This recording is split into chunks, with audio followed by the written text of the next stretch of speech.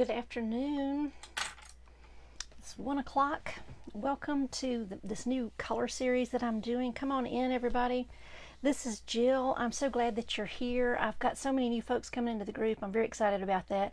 And I have, in the past, I have done a lot to share some things here in the group. And as many of you know, we've had a huge life transition. We've moved from, living in a house to downsizing, and then from downsizing into converting a shuttle bus to live in full time. And we are now in that bus full time and learning how to do that and making big transitions. And so it has kind of made me unable to have enough bandwidth to really do a whole lot, when it comes to working with my groups and everything. But I'm very eager to get back in the saddle and do some things for you guys. You're so faithful. You just keep being here and sharing in the group, and I'm so grateful for that. So give everybody a chance to get in here, and we're just going to get started. I'm going to jump into a few things. So I see people coming in. I see Cheryl is here, Karen is here, Judith is here. I saw a couple of other people. When you're coming in, just give me a wave to let me know that you're here. And throughout the little demo that I'm going to do today, I'm going to share several things with you and try to just make it as chock full as with as many things as I can in the next half hour. And if you have questions, definitely type those in the comments, and I will return to those questions at the end and answer questions. So definitely post and let me know if you've got questions. So what I wanted to do for the month of June, I'm just, wanting to share with everybody, just exactly what's on my watercolor palette. I get asked many times, what is on the palette and all of that kind of thing. And it's a good question, and it's something that I definitely want to share with you. And, for those of you who have been painting with me for a long time, some of this will be a little bit familiar, and that's okay. I'm glad you're here anyway. And hopefully you'll learn some new things today, or kind of get a little refresher on some other things. And what I want to kind of share with you really is the color choices that I've made on my palette, why I've made the color choices that I have, and give you some really practical sort of information about what the color is, how it performs, and why I use it, and what's a good opportunity to use that color in a painting. If you're new to watercolor, it can be a little bit overwhelming, when you go to the store and you see this wall full of color, and it's like, it's just really overwhelming. It's like, how do you know what to even do? What am I supposed to do here? And so I'm all about keeping things really simple. And so after lots of trial and error and over time and many years of painting, I've kind of arrived at this sort of what I call my daily palette. Okay. And it's the palette that I use, right here. I'll share a little bit with you about the actual physical palette, because I really enjoy using this one, and you might want to, pick one up. I don't know. But I want to keep things really simple and not be overwhelmed, so that I can just kind of focus on my painting process. And so after trying out, lots of colors over time, I've kind of really tried to narrow it down. And so I have, this daily palette is what I call it. It's my go-to. I grab it if I'm going outside. I grab it when I'm just, painting in the studio. It's the first thing I reach for. And then in all of my classes and workshops, I'm also using that same palette. I just want to keep it simple, because it's hard enough to, come up with all these colors. And in fact, I do have other colors. I've got a box of colors, it's like, I love color. Okay. And so, I've got a bunch of blues in here. I was kind of going through it a minute ago to just look, and just right off the top, I got a handful of blues right here that are not on my daily palette, but I do like to use them sometimes, but they're not my everyday colors. But I do kind of keep up with that. And experimentation is key. Okay. And so if you stick with me long enough, you'll learn that, you really want to experiment and not worry about, results. You want to just worry about your process and really figure out what's going to work for you and really dig into it. So I just want to give you some practical things over this month to help you kind of look at your own colors and decide what you want to do with that. And hopefully by taking a look at my palette, it'll help you kind of decide what you want to do. Okay. All right. So, hey guys, I'm so glad you're here. I've got more people coming in. The replay is going to be available on this. Okay. So if you're missing it, it's okay. Let your friends know that it's okay. This video is going to ultimately be posted publicly on my YouTube channel, but you guys get first dibs on seeing it live, being able to interact with me, ask me questions on the fly, you know, while we're going, and then later on I'm going to post it over there on my YouTube channel. But you guys are first in line. All right, so I'm going to just flip my camera over so that you guys can kind of take a look, and we're just going to jump in and I'm going to show you the colors of blue that I've got on my palette, and just kind of give you some little tips on what I do with these and some things that might help you decide if it's a good color for you. All right, so I'm going to flip the camera over. Here we go. All right, so I have 3 blues on my palette. Seems kind of sparse, but it's really, it's what I have. It's these colors right here. If you look at my palette directly, I have the same color is in these 2 wells that are on the corner, and it's just because I use that color so much. That's my Ultramarine Blue. I use it so much that I've actually got 2 little spots filled up with it, just, you know, to keep it going. Next to that is my Cobalt Blue, and then next to that is my Phthalo Blue. Okay, so all 3 of these colors, I'm going to be showing you some things with them today here in the next few minutes.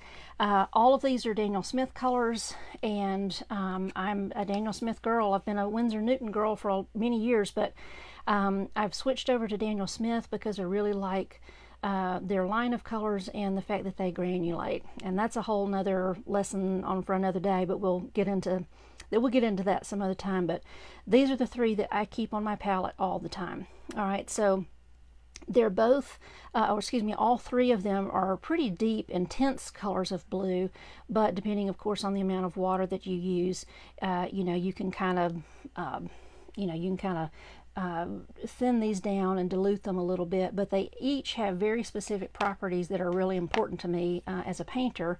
So we're going to get into that right quick. So let's just start with the ultramarine. I'm just going to wet some of this. I've got it all gooey and ready to go on my palette over here. Now I'm using Arches 140-pound paper that I've just taped off.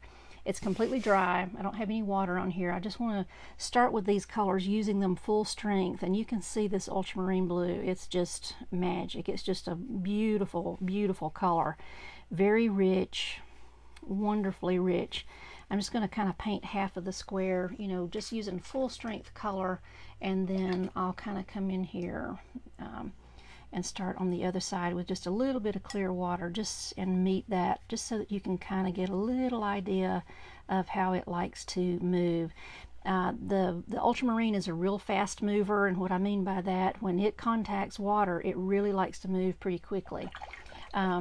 That's a good thing sometimes, and it's a bad thing sometimes, depends on what you're painting.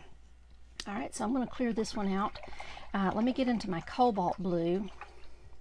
Now Cobalt, you know, Cobalt is a little bit brighter blue.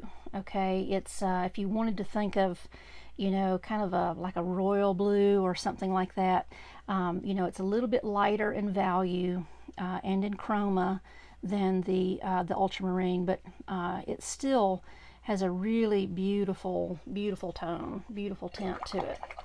All right, so again, just with a little clear water, just so you can kind of watch it.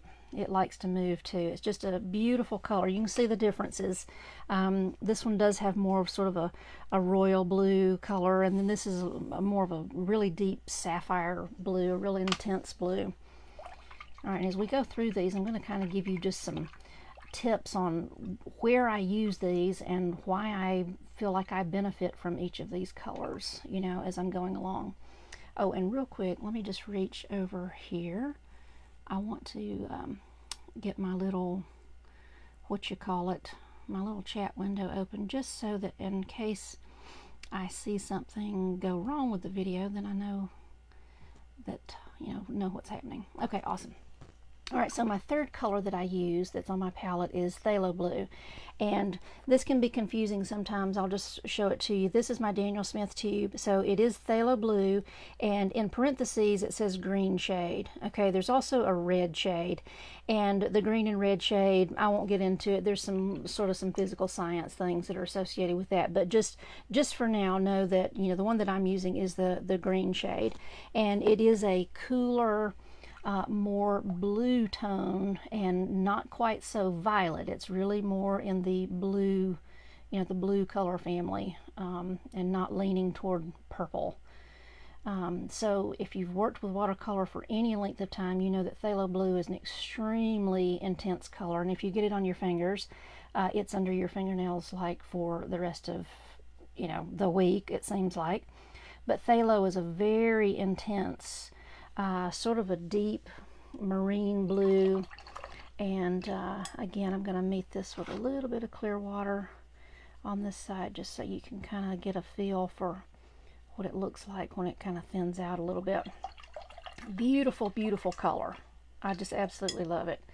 All right, so let's talk about real quick what is different with these colors other than just the actual chroma. All right, so all of these, especially the the Daniels, the Ultramarine Blue, I really like using it, because of the fact that it granulates when you mix it with other colors.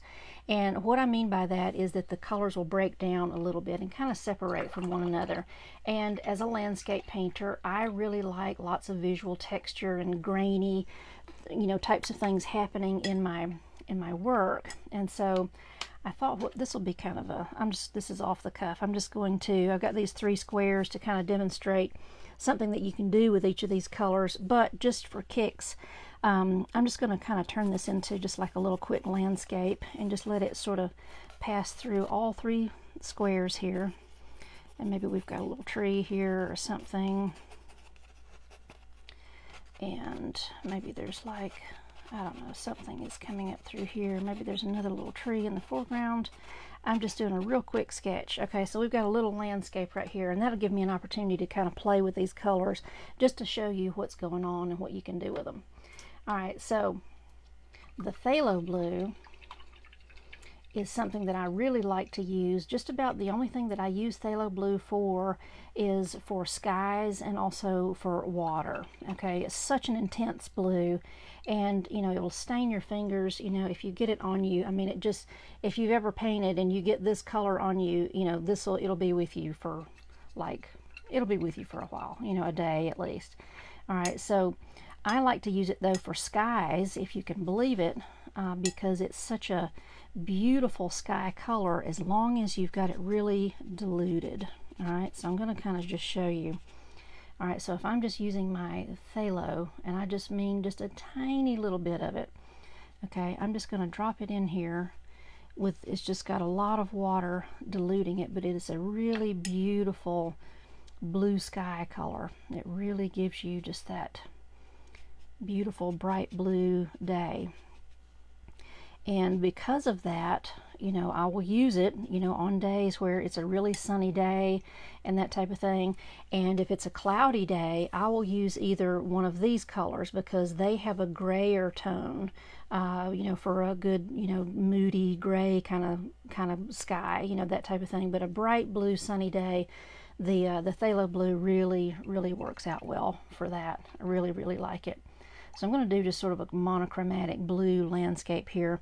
So I'm going to get into my ultramarine, and I think I'll do this. I'm going to move this up and then over just a little bit so you can see a little bit of mixing over here on the side. I'm going to try to see if I can get that in. I just decided to do this little landscape right just last minute here on the fly, but I think we can get it fit in here. All right, so I'm just getting some of my ultramarine blue, and I'm going to show you the granulation thing. So granulation is basically when the colors separate and they sort of, any textured paper is going to give you this little granular appearance to the paint, and that's just because the paint has, the heavier portions of the pigment have settled down into the little pockets of the paper, and you get this granular sort of effect. I love that. For me personally, as a landscape painter, that's something that I want to see. Now, one of the great things about ultramarine blue is when I mix other colors with it, say I put some of my quin sienna in here to get sort of a, kind of a muted blue. Once I put this on the paper, when I bring this over here into my landscape, and start working with it, and then I add some more water to it, I will eventually start to see both of these colors kind of separate from one another. The ultramarine blue really likes to granulate and separate from other colors, which gives me a whole other, sort of interesting look, to my landscapes when those colors are kind of separating. And when I drop them in there, I can just kind of let them go freely into the paper and just let them kind of do whatever they're going to do.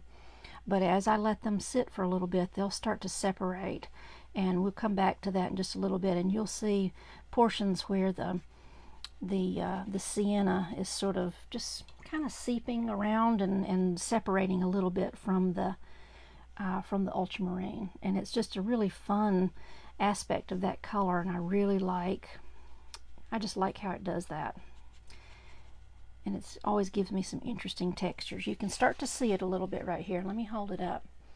Can you see how the brown, the sienna, is starting to kind of separate from the blue and just sort of sitting on its own just a little bit in some places?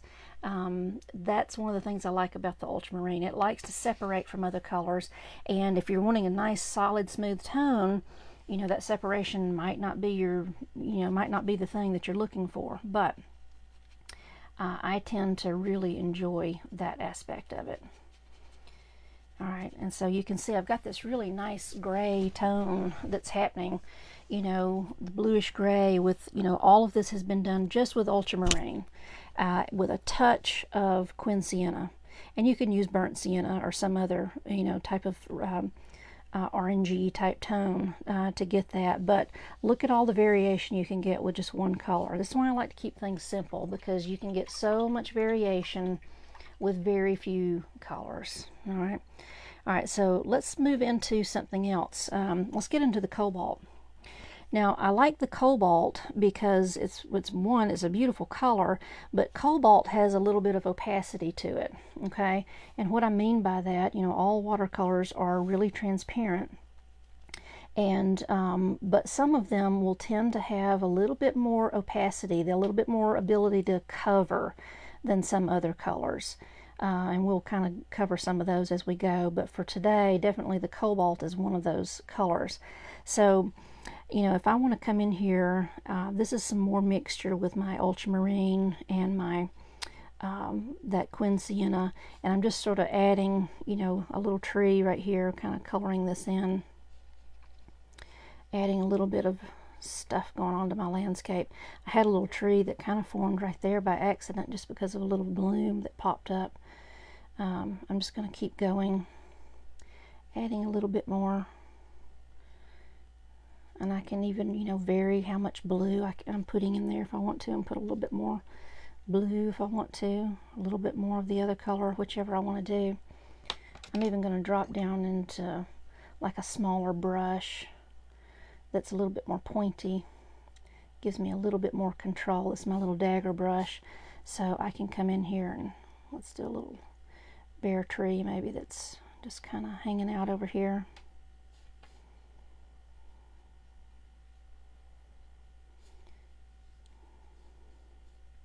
And so each one of these is almost going to be like its own little landscape. I like this little bush thing. I'm just going to add some shadow under it, just because he's probably got some sun coming down on him. I'm just going to add a little shadow under there. I'm going to get into this blue again. This is all still just ultramarine blue. I'm just painting with one color, this one blue, with a little bit of quin sienna. And the only reason I know we're doing blues today, but just to kind of show you a little bit of what you can do. You want to get into some neutrals with your colors, because that's what lets you do shadows and shading and all that. So we're just dropping into one little color possibility with this. Maybe some of this comes over this little tree. Maybe there's a little bush over here. I don't know. I'm just kind of making this up as I go. I'm not really even looking at anything. I'm just sort of playing.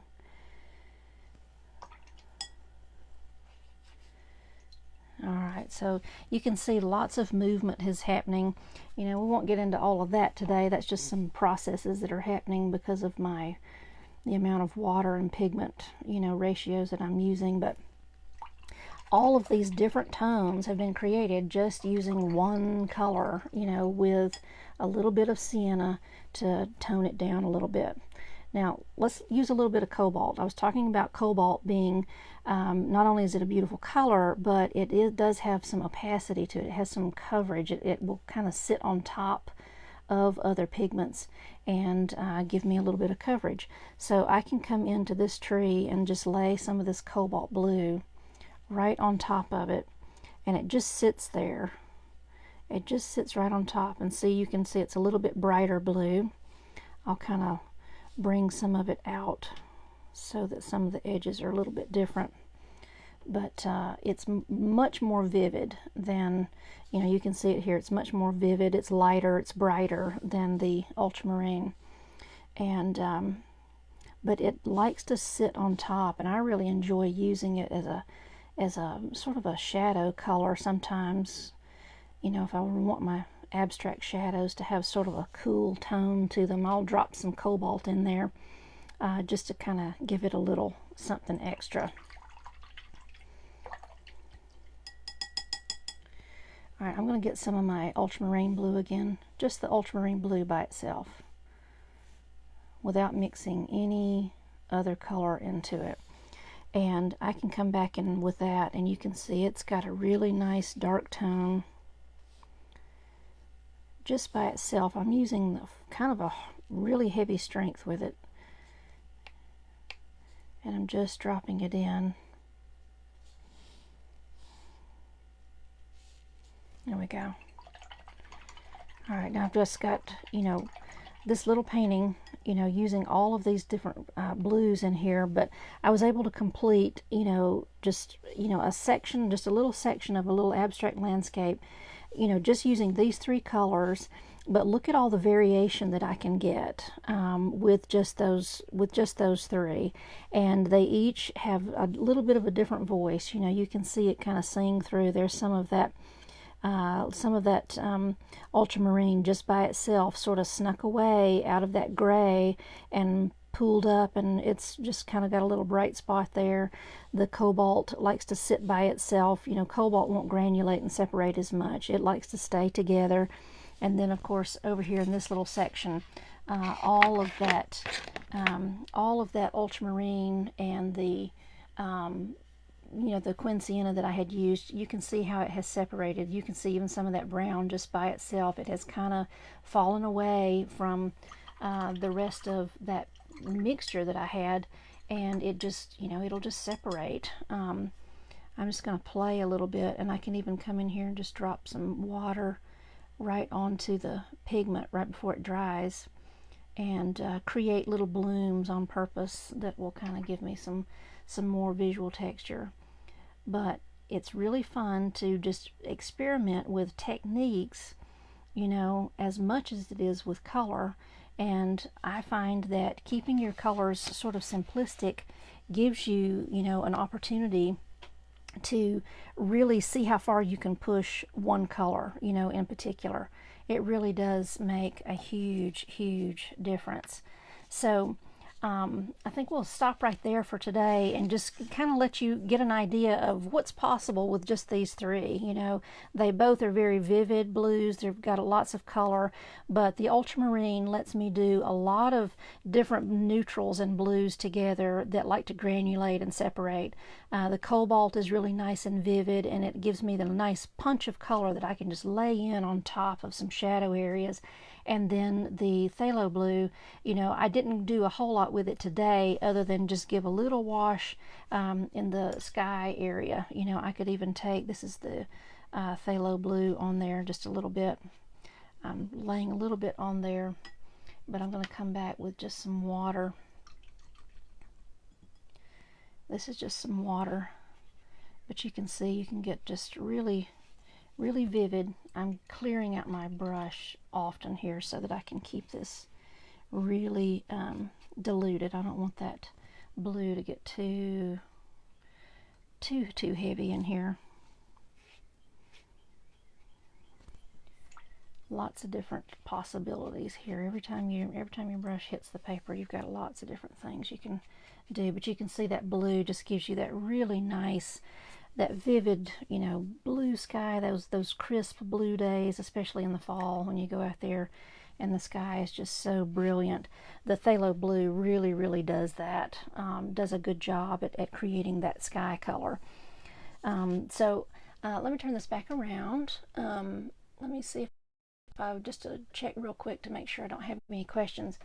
So one of the things that I want you to think about when you're using blue, you know, blue is really one of those fundamental colors. That's why I've kind of chosen blues, reds, and yellows. Those primaries are really our fundamental base colors from which every other color is built. So if you can experiment with your primaries as much as possible and find ones that are really engaging to you for whatever reason. You know, you may be a really deep color person, you may be a real pastel color person, whatever is making sense to you, you know, grab that color and experiment with it, because it's going to give you a lot of different behaviors. Every color has a personality. It's not just the color.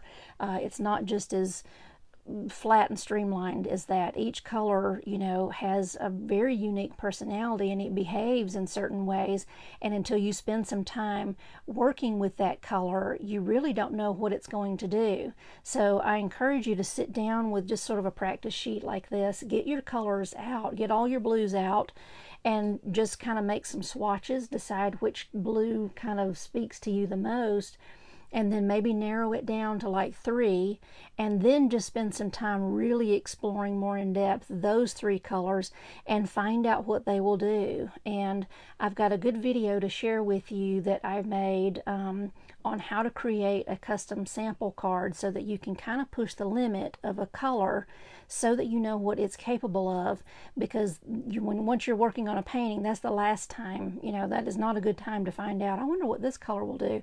And then you kind of drop it in your painting, and if you've been making some good progress, if you've done that before and you're like, oh my gosh, that was totally the wrong color, I shouldn't have used that, and now it's too late. So spend some time getting intimate with your material so that you know what they're going to do.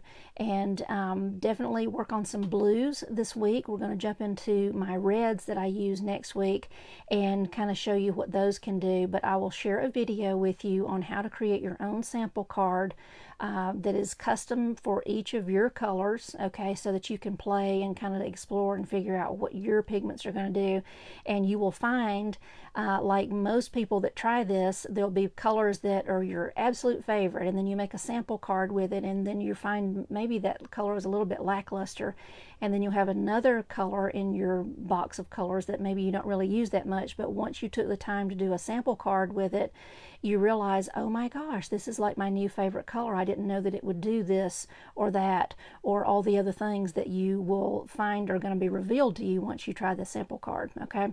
So let me look and make sure I don't have any questions from anybody. Got lots of folks out there, and looks like they're enjoying it. Heidi says, I love when paint sings. Yes, absolutely. It's so fun to watch those colors take off. So many different techniques that are possible. It's just, I love it. I love it. I'm looking through real quick just to make sure that I don't have any, somebody was having mentioned something about the video lagging. It's okay. It may be just your connection on your side. I know the replay is going to be perfect for you. Let's see, just making sure. Oh, I've got lots of comments. Thank you, everybody. Thanks so much for sharing and encouraging and all that good stuff. I'm not seeing any questions, but if you have one in the replay, definitely let me know. And also let me know that it was the replay that you were watching. So I think that's it, guys, for today. If you've got any questions, let me know. I will post photos of the work that I did today, along with links to the colors that I used, as well as a link to that video for the sample card, so you guys can start working on your own sample cards and get a little bit more intimate with your colors. And I look forward to seeing how you enjoy that and what you find out. And maybe you can let me know what turned out to be your favorite color after all. So thanks so much, guys. I will talk to you next week. Have a great time and working on these cards, and I will talk to you in just a few days. Bye.